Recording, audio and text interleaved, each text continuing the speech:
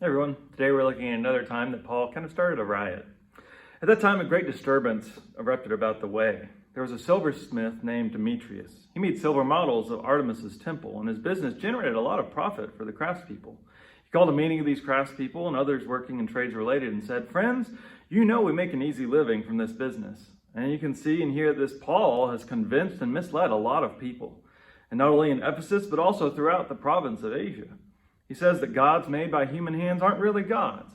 And this poses a danger not only by discrediting our trade, but also by completely dishonoring the great goddess Artemis.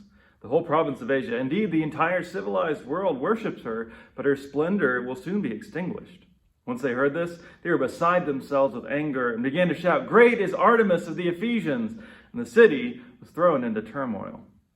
So once again, we see here something I talked about earlier that idolatry is actually about money, that wealth is their true god, it's actually the idol, and it's all about having the power that comes through it. But we also want to see how Greco-Roman religion functioned very differently from how we think about religion now.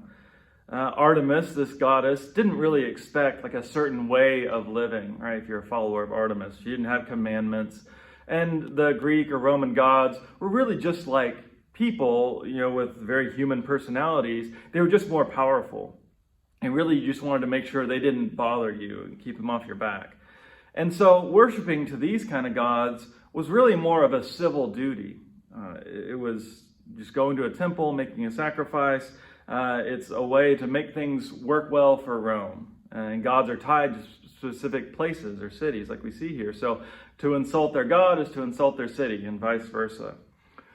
Christianity was very different when it came along. There's no sacrifices, there's no temple and no statue, which is actually one of the reasons that people would call Christians atheists at the time. But Christians did expect a certain way of life, right? That this is a community of love and there's a way of treating one another. And so that means it was more like a philosophy than a religion in the Greco-Roman culture.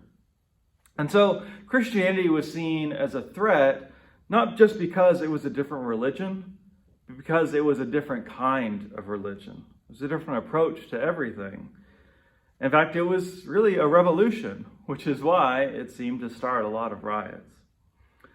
So do we still see Christianity as revolutionary? Or do we treat it as a civil religion, where it's all just going through a bunch of rituals to ensure that our earthly nations are protected in the way that we want? Can we see it as a radically different way of life that does challenge the status quo, the way we use our money, the way we care for our neighbors? Or is it just a simple thing that we do to check some boxes? It's clear that it's something more, and it's something that really does change the world.